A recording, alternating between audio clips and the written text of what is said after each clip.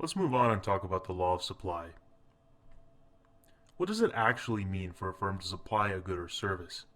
Three criteria must be met. Firstly, the firm must have the resources and technology to produce it. The resources and technology available to a firm act as a constraint on how much it can produce. The firm must be able to make a profit, or at least break even from supplying the good. If it makes losses from producing a good, then there's no incentive to do so. The firm must also plan to produce and sell this good. If all these criteria are met, then we can say that the firm supplies a good or service. The quantity supplied of a good or service is the amount that the producers plan to sell during a given period at a given price. Keep in mind that the quantity supplied is not necessarily the same as the quantity sold.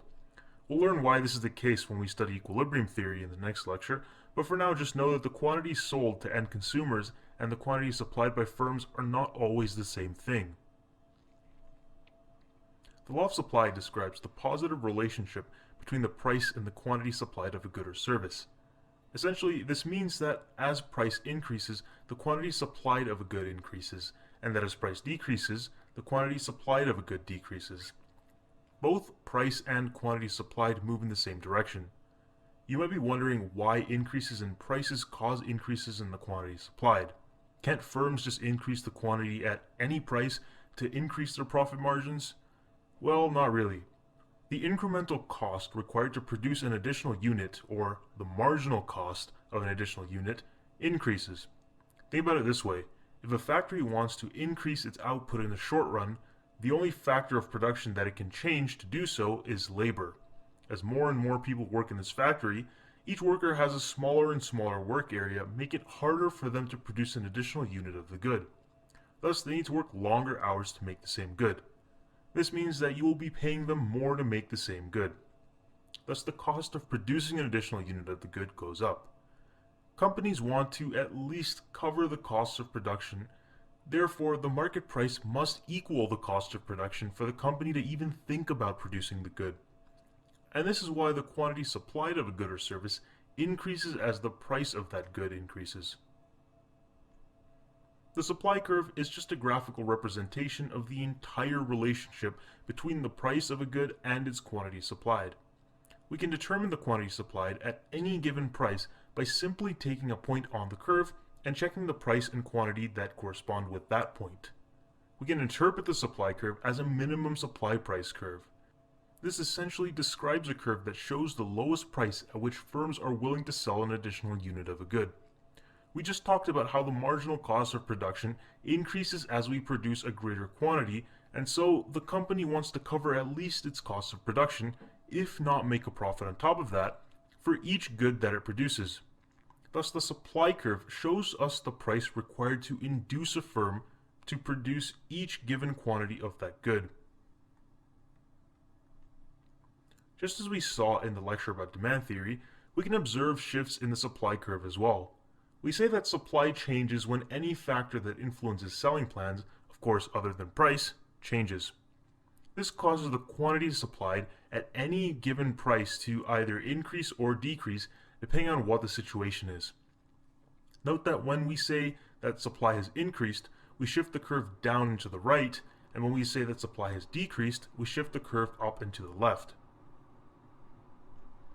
The first factor that affects supply is the prices of factors of production. In order to think about this intuitively, let's consider the supply curve as the minimum supply price curve again.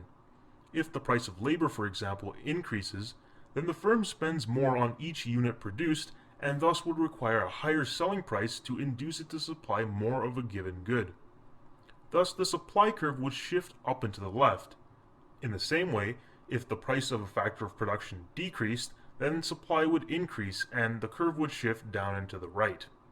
Just as a side note, from now on I'll just say that the supply curve shifts to the left and or right, even though I really mean up and to the left or down and to the right. It's just easier to say. The second factor that can influence supply as a whole is the prices of complements and substitutes in production.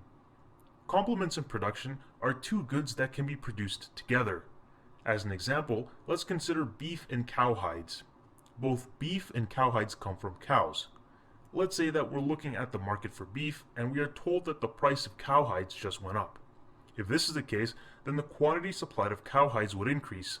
In essence, more cows are being killed for their cowhides. Excuse the imagery, but now we have all these dead cows lying around, so firms use them to produce beef. Essentially, the supply of beef has increased because the price of cowhides has increased. It works both ways. If the price of cowhides were to fall, then the supply of beef would fall, thus shifting the curve to the left. Substitutes in production are goods that can be produced by using the same resources. Think about energy drinks and energy bars. A firm has to split up its resources between energy drinks and energy bars. It's not like cowhide and beef where both goods come from the same cow. If the price of energy drinks increases, then the firm wants to increase its quantity supplied of energy drinks. Thus, it will reduce the supply of energy bars and use those resources to produce energy drinks. In this case, the supply of energy bars shift to the left. It works both ways. If the price of energy drinks decreases, then the supply of energy bars would increase. Expected future prices should be pretty intuitive. If I, as a firm, expect to earn more in the future from selling a good, then I would hold off on selling right now and sell my goods in the future instead at higher prices. Thus, today the supply of the good would decrease. Conversely, if the expected future price of a good fell, then the supply of that good today would increase. Firms would rather sell the good today when its price is higher to make greater profits. The number of suppliers should also be quite intuitive. If we have more firms producing the good, then regardless of what the price is, we have a greater quantity produced. Thus, as the number of suppliers increases, so does the supply. If the number of suppliers decreases, then the supply of the good decreases. Technology is a factor which doesn't really ever decrease supply, rather it almost always increases it. If some new technology is developed which makes a firm more efficient at producing a good, then it can supply more of that good with a given quantity of resources, effectively reducing its cost of production. Thus, supply would increase. We need to keep in mind the difference between the quantity supplied of a good and its entire supply. When we say that the quantity supplied has changed, we are referring to a movement along the supply curve. This can only be induced by a change in the price of that good. When we refer to a change in supply, we are talking about a shift of the entire curve. A shift of the entire supply curve represents a change in the quantity supplied at all possible prices and is caused by the factors that we discussed in the previous slide.